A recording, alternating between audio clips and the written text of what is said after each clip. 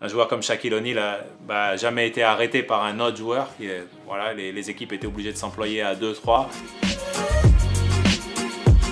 Bonjour, c'est Guillaume Vizade. Je viens vous parler de basketball sur En Vrai.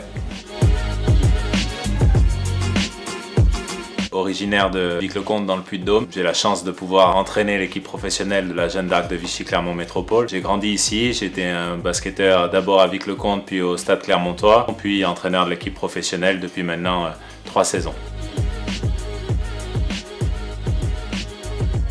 Je jouais beaucoup arrière, je jouais un petit peu meneur de jeu, mais beaucoup arrière, et voilà, jusqu'en National 3.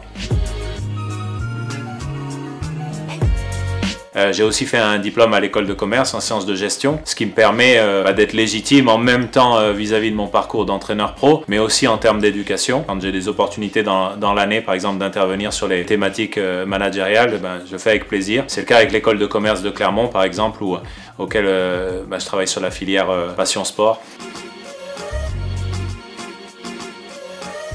Il faut s'adapter, mais en même temps, il ne faut pas s'oublier. C'est-à-dire qu'on ne peut pas faire du théâtre non plus. Il faut trouver un équilibre. Par contre, il ne faut pas oublier les autres non plus. Donc les autres ont une importance. La communication, quand on a des gens qui viennent d'horizons différents, ça peut être difficile. On a des hispanophones, on peut avoir des lusophones, on a beaucoup d'anglophones dans le basket. Parce que quand on communique dans une autre langue, on n'a pas la même précision. Il n'y a pas toujours les notions de nuance.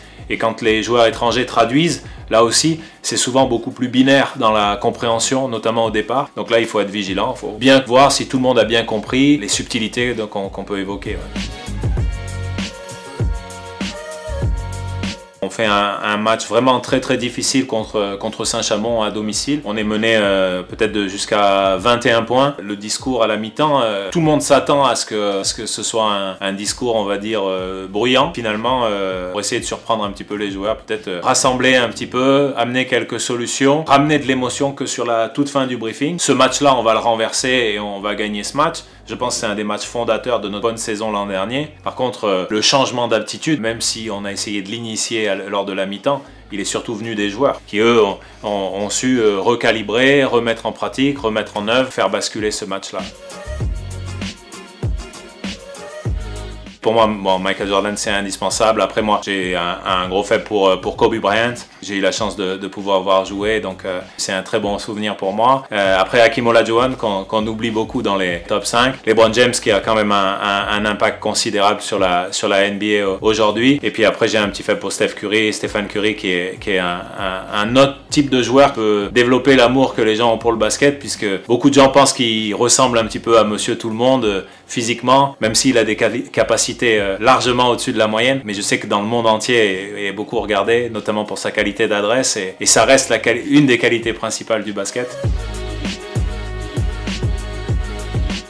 On espère que petit à petit, tout le monde puisse retrouver le chemin des salles en sécurité, avec toutes les contraintes sanitaires qu'on devra mettre en place, mais qu'on puisse retrouver des gens à la salle, puisque le contact humain, la présence dans le sport professionnel, mais qui reste des sports professionnels de proximité, le public, il est nécessaire, il est indispensable, et voilà, c'est un vrai moteur pour tout le monde, et je pense que c'est une des raisons pour lesquelles on fait cette activité.